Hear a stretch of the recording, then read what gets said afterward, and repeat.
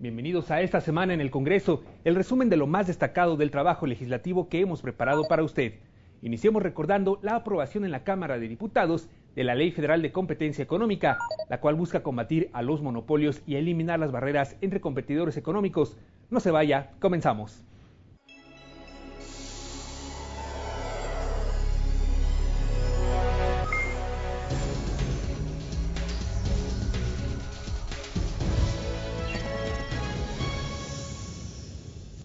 El Pleno de la Cámara de Diputados llevó a cabo el debate del dictamen que expide la Ley Federal de Competencia Económica y reforma el artículo 254 bis del Código Penal Federal.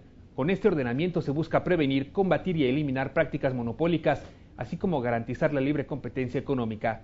Al fundamentar el proyecto, el presidente de la Comisión de Economía explicó las modificaciones realizadas a la iniciativa presentada por el Ejecutivo.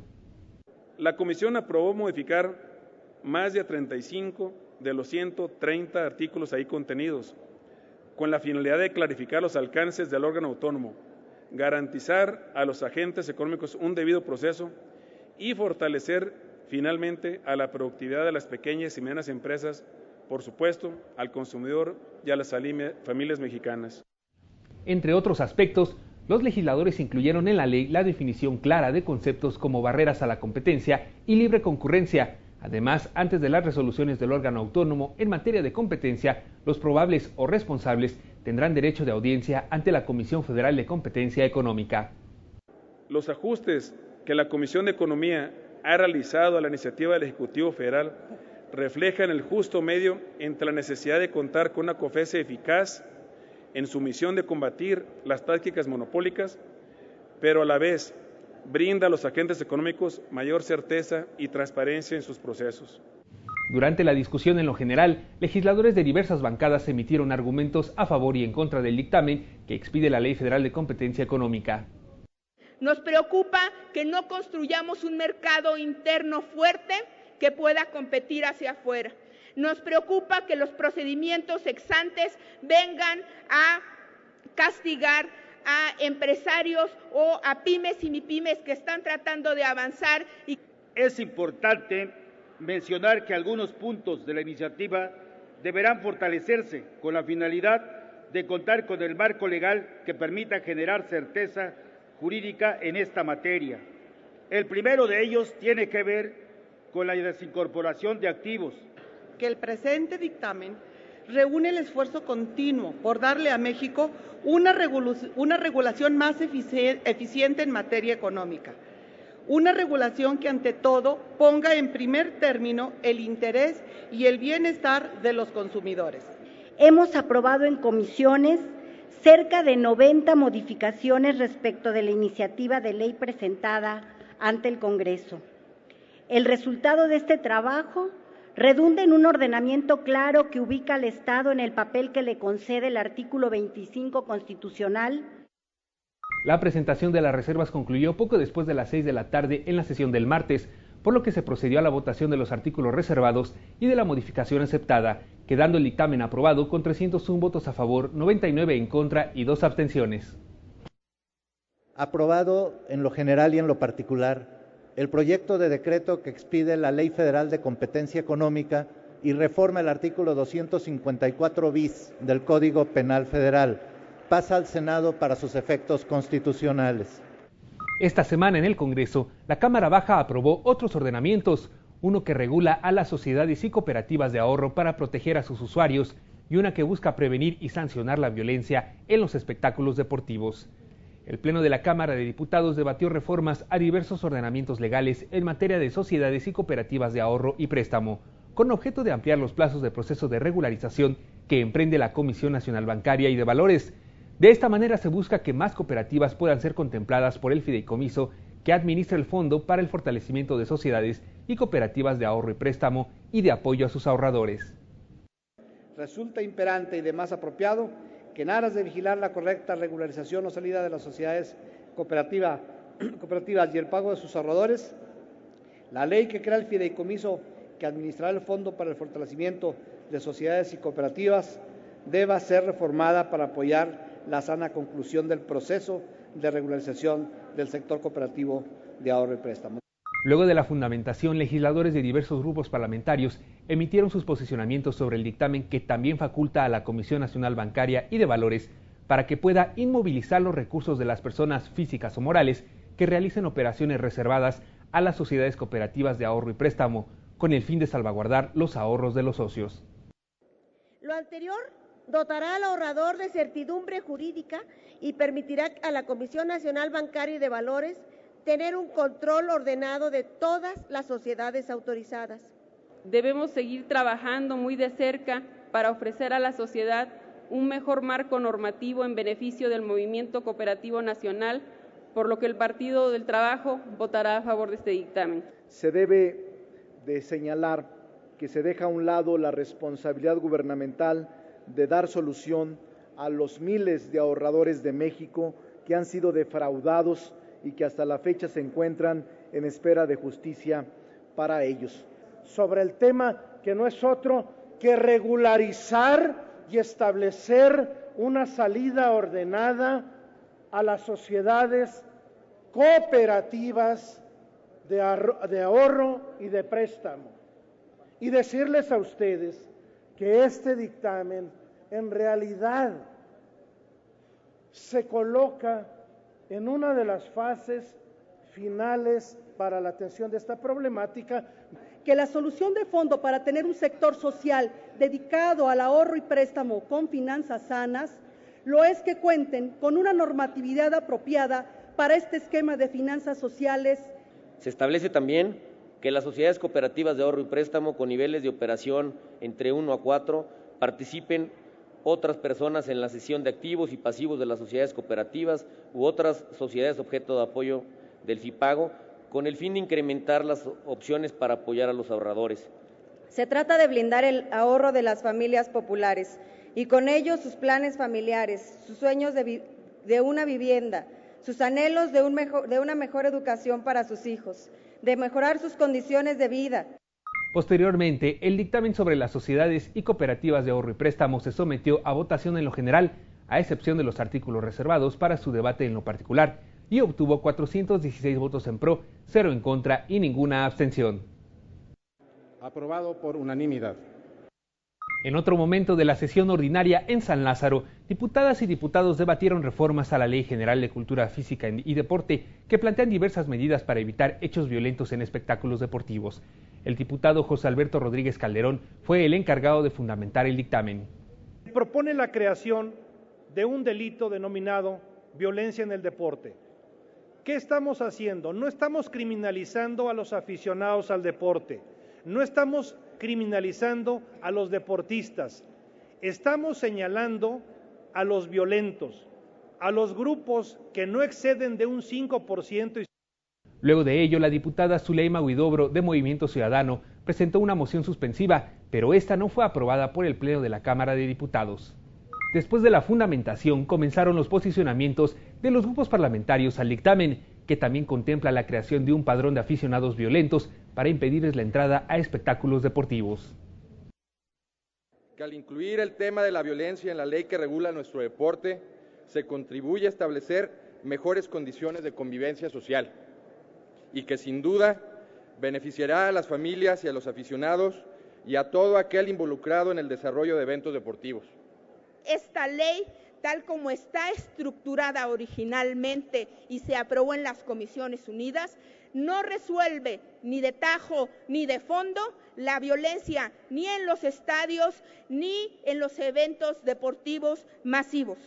Que en mucho ha tenido que ver el descuido del negocio de la Federación Mexicana de Fútbol, pero también la forma en cómo han atizado los medios de comunicación, particularmente las televisoras. Es obligación de los poderes públicos garantizar la seguridad de los espectadores de manera tal que puedan disfrutar del entretenimiento sin que su vida corra peligro.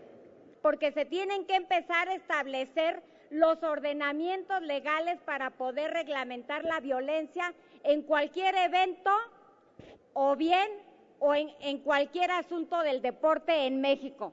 El deporte no es ni puede ser violencia o generación de actos de ignominia.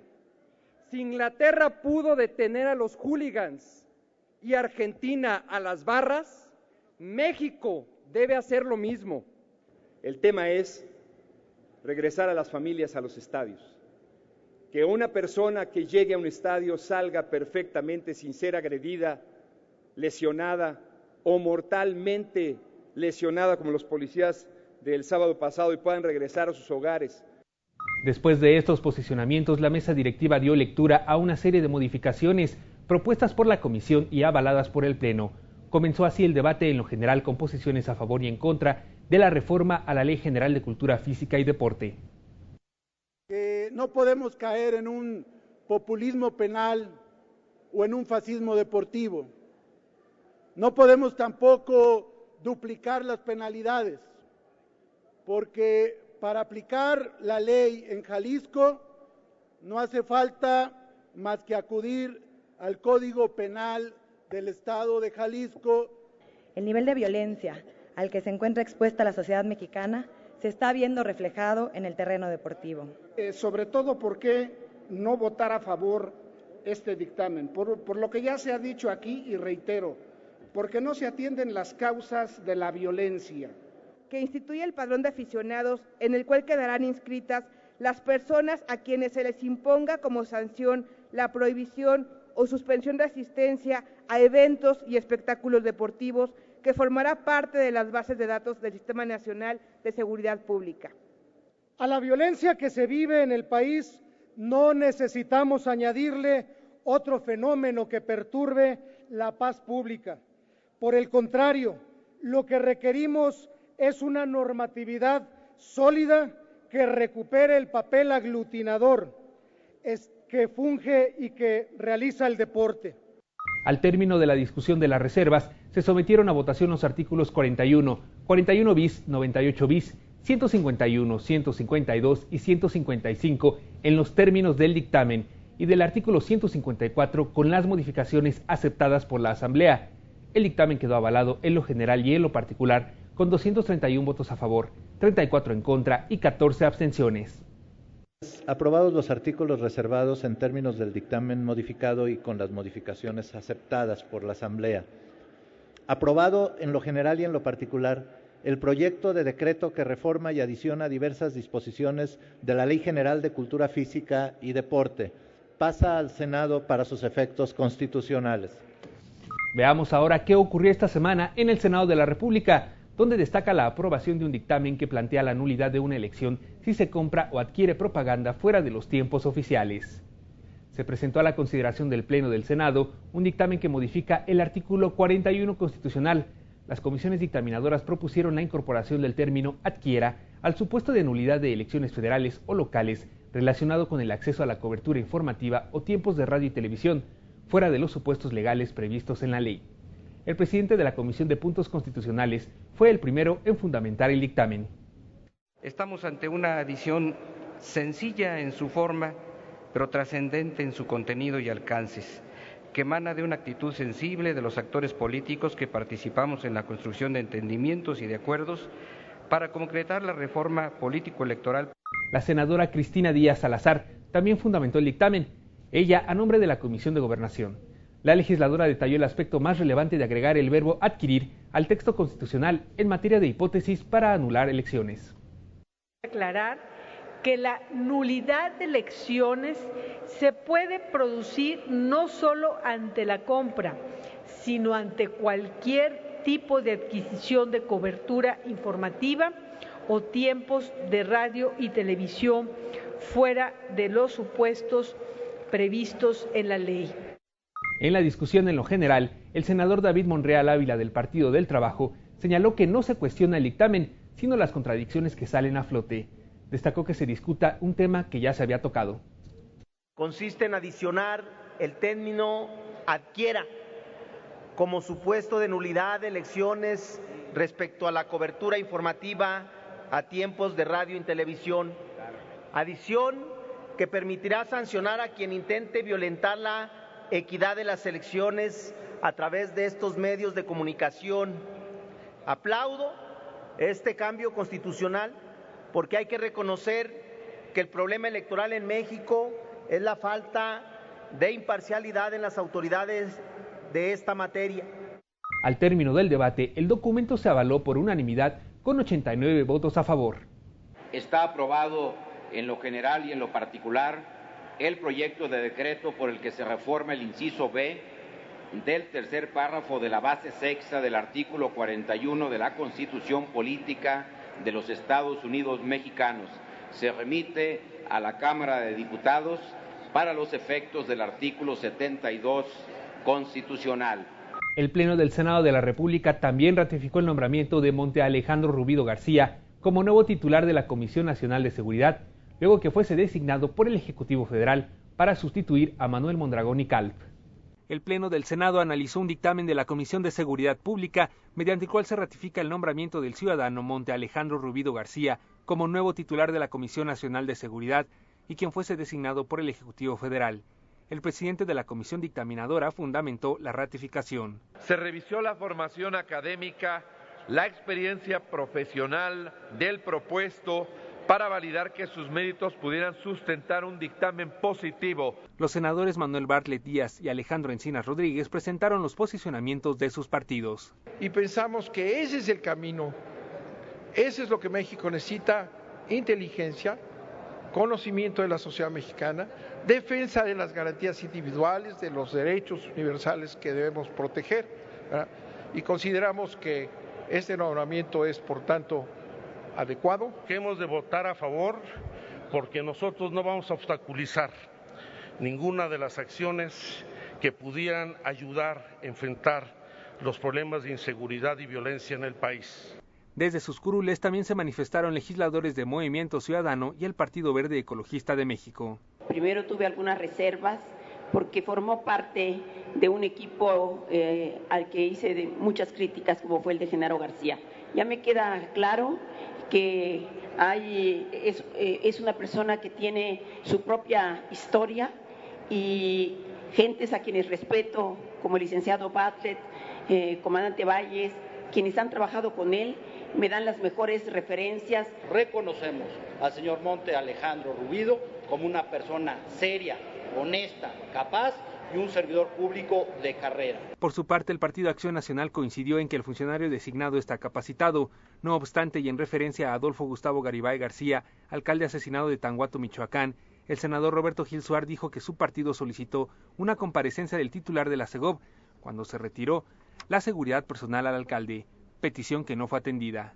No participaremos en la votación porque no podemos otorgar un voto de confianza. No podemos otorgar un voto de confianza cuando hubo gestiones realizadas directamente por Acción Nacional y las autoridades políticas para pedir un derecho básico de una autoridad amenazada, que exista una autoridad mayor que subsidiariamente la proteja.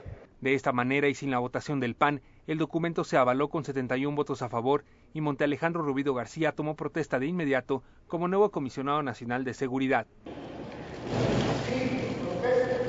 ¿Qué le parece si vamos ahora al trabajo de esta semana en las comisiones de la Cámara de Diputados? Esta semana, y como lo establece la recientemente aprobada reforma financiera, comparecieron ante diputados de la Comisión de Hacienda el gobernador del Banco de México, Agustín Carstens, y el presidente de la Comisión Nacional Bancaria y de Valores, Jaime González Aguadé, con objeto de explicar las disposiciones regulatorias de servicios relacionados con el uso de tarjetas de crédito y débito, cheques, transferencias electrónicas interbancarias, así como cuotas y comisiones bancarias que se cobran por el uso de estos instrumentos bancarios. Establece que el gobernador del Banco de México y el presidente de la Comisión Nacional Bancaria y de Valores deberán comparecer conjuntamente ante la Cámara de Diputados para informar sobre la aplicación de estas disposiciones. El formato de la comparecencia contempló en el inicio una ronda de posicionamientos de los diversos grupos parlamentarios de la Comisión de Hacienda y Crédito Público. Los legisladores se pronunciaron por hacer efectivos los postulados de la reforma financiera, evitar la exclusión social en ofrecimientos de servicios financieros y eliminar el cobro excesivo por servicios bancarios. Es mi obligación y responsabilidad hacer un llamado a que se atienda con oportunidad el desarrollo de una cultura financiera, ya que no hay mecanismos eficaces que se reflejen en una verdadera educación e inclusión financiera. El Grupo Parlamentario del Partido del Trabajo ha considerado la necesidad de que se tomen medidas que protejan realmente a los usuarios y a los prestadores de servicios de forma equitativa, sin favorecer a uno u otro, sino a ambos. Para las 4 instituciones bancarias foráneas, nuestro país representa una de las naciones más rentables dentro de sus consorcios. Durante la crisis financiera de 2009, obtuvieron utilidades por 39.155 millones de pesos en nuestro país, lo cual representó el 10% de sus ganancias globales. Pero sobre todo, que vayamos avanzando en la dirección de la no discriminación. La exclusión de la infraestructura bancaria tiene que ser abordada como un objetivo en ese problema. No tendría sentido que tengamos varias reformas que se queden solo en el papel, que se queden solo en la buena voluntad y que no se traduzcan en el bolsillo, en la economía de las y los mexicanos y de sus familias. Creo que lo que todos buscamos es que aumente precisamente la competencia, que bajen las tasas de interés y que bajen también los costos y las comisiones que pagan los usuarios de los sistemas financieros. La reforma financiera que realizamos el año pasado es un ejemplo de los avances sin precedentes al ser un pilar esencial para que la economía mexicana crezca más y genere los empleos que demanda la población. Luego de los posicionamientos, los funcionarios tomaron protesta de decir verdad, como lo establece la Constitución, y procedieron a emitir su participación ante los legisladores. El gobernador del Banco de México, Agustín Carstens, sostuvo que esta institución cumple con lo establecido en la Ley de Transparencia y Ordenamiento del Sistema Financiero para que haya mayor competencia en el mercado de medios de disposición electrónicos y con ello traer beneficios a usuarios de servicios financieros. El Banco de México sacó las reglas en tiempo y forma para reducir los costos y mejorar los servicios para el usuario final y sobre todo también dar garantías y seguridad, y de esa manera que esta reforma realmente impulse el crecimiento y haga más eficientes los pagos en México. Afirmó también que se trabaja para que con la entrada en vigor de las nuevas reglas para pagos con tarjetas bancarias se quite el control que tienen 6 bancos sobre el sistema encargado de proporcionar el servicio de compensación, liquidación de documentos interbancarios y operaciones del servicio de transferencia electrónica, conocidos como cámaras de compensación. Y se establecen requisitos al respecto para que la capacidad operativa de los nuevos entrantes sea suficiente. Eso lo tenemos que salvaguardar, también precisamente porque tenemos que estar seguros de que si hace un pago de tarjeta en cualquier lugar, en cualquier momento, eso va a funcionar. En su turno, el presidente de la Comisión Nacional Bancaria y de Valores, Jaime González Aguadé, afirmó que fomentar el pago con tarjetas bancarias provocará el menor uso de efectivo, lo que aumentará la seguridad de los usuarios y propiciará la reducción de la economía informal. Primero tenemos emitidas más de 100 millones de tarjetas de débito, 103 a diciembre del 2013. Y tarjetas de crédito, tenemos casi 26 millones de tarjetas de crédito. Si eso lo hacemos por cada 100,000 adultos, existen 90,521 tarjetas de débito por cada 100,000 adultos mexicanos en el país.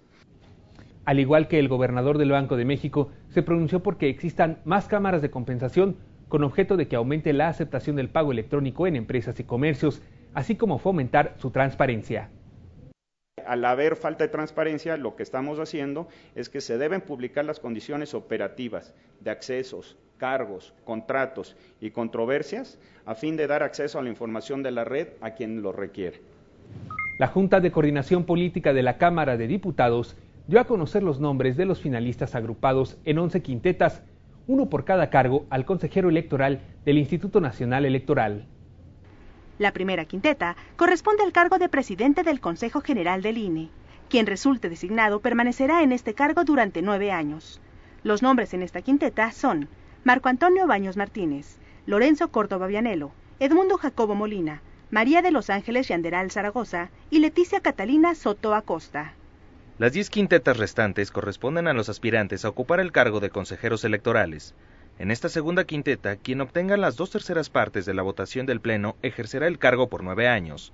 Está integrada por María de Lourdes Becerra Pérez, Adriana Margarita Fabel Herrera, María de los Ángeles Yanderal Zaragoza, Francisca Heréndira Salgado Ledesma e Irma Méndez de Hoyos. Quien resulte designado en la tercera quinteta también permanecerá en el cargo 9 años. Los nombres que participan son Lorenzo Córdoba Vianelo, Carlos Ángel González Martínez, Alfredo Eduardo Ríos Camarena Rodríguez, José Roberto Ruiz Aldaña y Roberto Leonardo Duque Roquero.